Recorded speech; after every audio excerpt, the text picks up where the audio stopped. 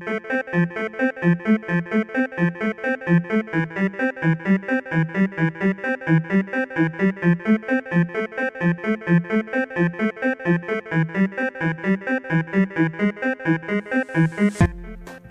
there, welcome to another episode of the first episode of the iPod Guy. Today we're going to be having a look at the iPod Touch second generation. Is it usable in 2024? It was released all the way back in September 2008, and by 2013 it has sold 100 million units. It was only sold with a black screen and this silver back, which is like a magnet to scratches, which is also evident on the iPod Nano third generation. So yes, very it's like a magnet, which is ridiculous. So if you had like keys in your pocket, it would just completely ruin the back of your iPod. It's shipped with iOS 2, which could be upgraded to 4.2.1 through iTunes. There's some features of normal iOS 4, as if if you had the iPhone 4 and you had iOS 4, you'd be able to change the wallpaper. But on here you can't. You literally you stick with black and that's what you have. You could choose between 8, 16 or 32 gigabytes of internal flash memory, and this one has 32 gigabytes. I got this at CEX for £35, and in the good condition, compared to working or mint. I didn't want to get mint because, as you know, yes, magnet. I didn't want to ruin it. Compared to the first generation, the second generation much more curved on the back, and rather but I don't like it that much because it wobbles around on the table. It's not very nice, and so, it doesn't sit flat on the table. The iPod Touch second generation has volume buttons compared to the first generation, which did not have volume buttons.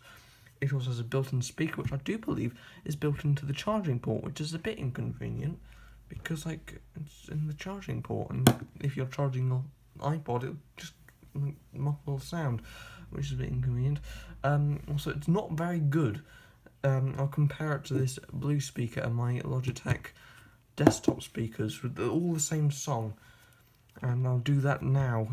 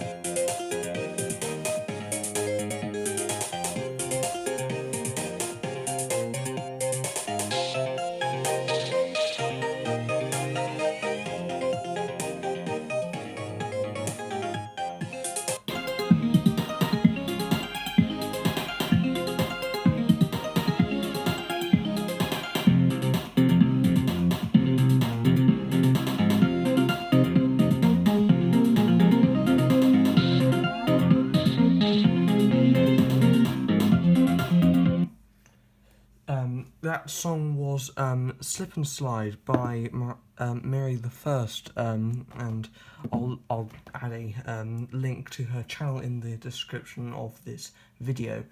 The iPod can play films as well.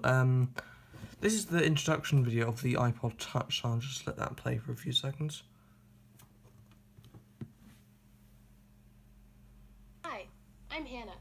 I work at one of our Apple retail stores, and I'll be taking you through this guided tour of the new iPod Touch. Whether you're into music, movies, or games, iPod Touch is the most fun you've ever had with an iPod. with a simple flick of your finger in cover flow. Now for the specs of the iPod. This iPod has a Samsung ARM v6 S5L8720 running at 533 megahertz. It is 128 megabytes of DRAM. It is a 3.8-inch touchscreen. It has a 2.4 gigahertz Wi-Fi and Bluetooth version 2.1. But well, the problem is using it in 2024. Well, there is next to no app, or there is no apps for this apart from web apps. Stuff like YouTube doesn't work, and the App Store just comes up with an error message. It loads and says cannot connect to the iTunes Store. That's the same with the actual iTunes Store.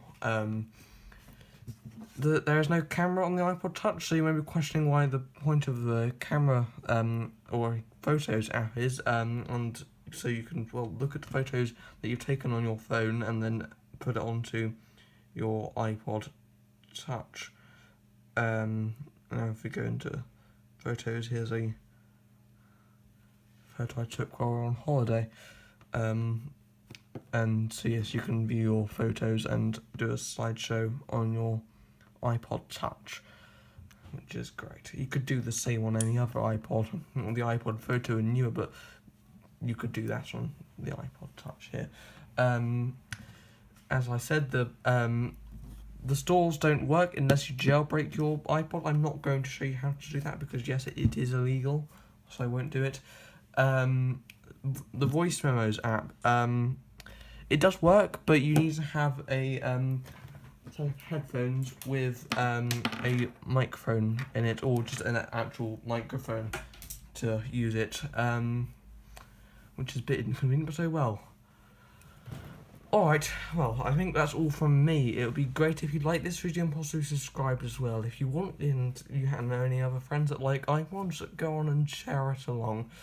Thank you for watching, and I'll see you in the next video. Goodbye.